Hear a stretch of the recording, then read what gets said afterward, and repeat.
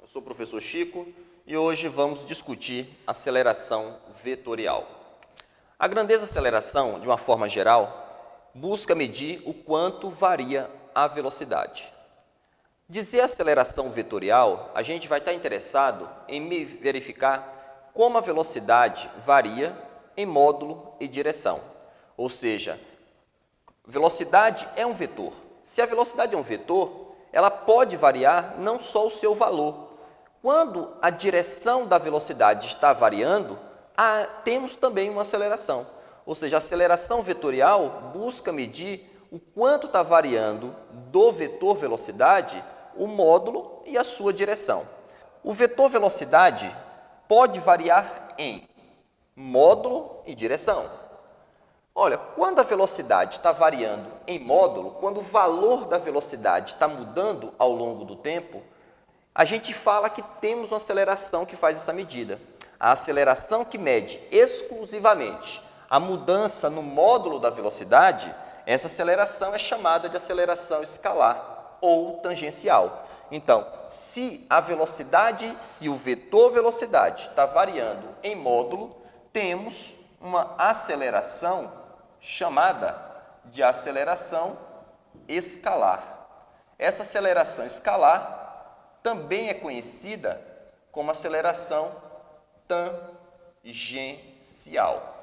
E quanto que vale essa aceleração escalar ou tangencial? Essa aceleração escalar ou tangencial é simplesmente dado pelo quanto está variando o módulo da velocidade dividido pelo tempo. A aceleração dada dessa forma é chamada de aceleração escalar ou tangencial. Para representar aqui a tangencial, vou colocar um T como subíndice aqui.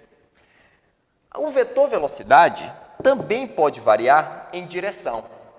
Ou seja, por exemplo, quando um corpo faz uma curva, quando um carro está fazendo uma curva, o vetor velocidade continuamente está mudando a direção. Então, quando o vetor velocidade muda de direção, nós temos uma aceleração que é responsável por fazer essa medida.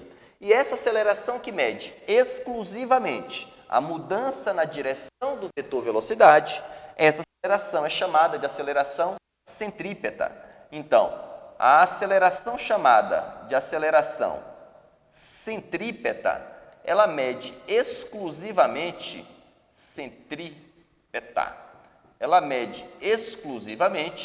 a mudança na direção do vetor velocidade. A aceleração centrípeta só aparece nos movimentos curvilíneos, nos movimentos circulares. Apenas nos movimentos circulares, o vetor velocidade muda de direção.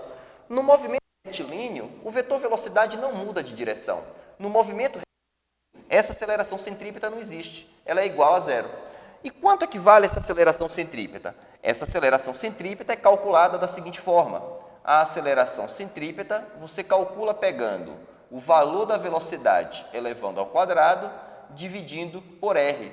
Quem é R aqui? R aqui seria o raio da circunferência descrita pelo corpo. Essa é a expressão matemática para calcular a aceleração centrípeta. Outro detalhe importante que você tem de saber obrigatoriamente nesse assunto é fazer a representação desses vetores. Ou seja, eu tenho de saber representar a aceleração tangencial, tenho de saber representar a aceleração centrípeta, para que então chegamos na aceleração vetorial. Observem bem a minha ilustração. Imagine que eu tenho um objeto que está se movimentando no sentido horário nessa circunferência. Como é que eu represento para esse objeto o vetor velocidade? O vetor velocidade é sempre representado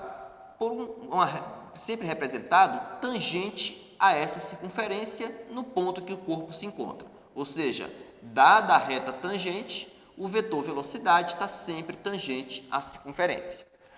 Como eu represento para aquele corpo a aceleração tangencial? Pelo próprio nome, a aceleração é chamada de tangencial, ela também é tangente à circunferência no ponto. Ou seja, a aceleração tangencial, ela tem a mesma direção da velocidade. Aqui está a aceleração tangencial. Uma dica importante. Se a aceleração tangencial tem o mesmo sentido da velocidade, isso indica que a velocidade está aumentando, é o movimento acelerado. Se a aceleração tangencial, por sua vez, tiver sentido contrário à velocidade, significa que a velocidade está diminuindo. O movimento é chamado de movimento retardado. Então, na minha ilustração, estamos supondo que a velocidade esteja aumentando. A aceleração centrípeta é representada sempre por um vetor apontando para o centro da circunferência. Ou seja, na circunferência dada, o vetor aceleração centrípeta tem sempre a direção do centro. E, no caso mais completo, eu tenho as duas acelerações, quem seria a aceleração total? A aceleração total é a soma dessas duas. Só que aqui eu estou somando dois vetores. Observem bem que, pela regra do paralelogramo, ao somar esses dois vetores, esse vetor que soma a aceleração tangencial com a aceleração centrípeta é o vetor aceleração total. Essa aceleração total é a aceleração vetorial, ou seja, a aceleração vetorial é a soma da aceleração tangencial com a aceleração centrípeta. Se você quer relacionar os módulos desses vetores, observem que esses três vetores compõem um triângulo retângulo. Compondo um triângulo retângulo, a relação entre os módulos se dá pelo teorema de Pitágoras, ou seja, a hipotenusa ao quadrado, que é a aceleração total, é um lado ao quadrado, que é a aceleração tangencial, mais o outro lado ao quadrado, que é a aceleração centrípeta. Aqui seria a relação entre os módulos. Então, busque fazer bastante exercícios para você conseguir diferenciar essas acelerações. Essa foi a dica de hoje. Muito obrigado a todos e até a próxima aula.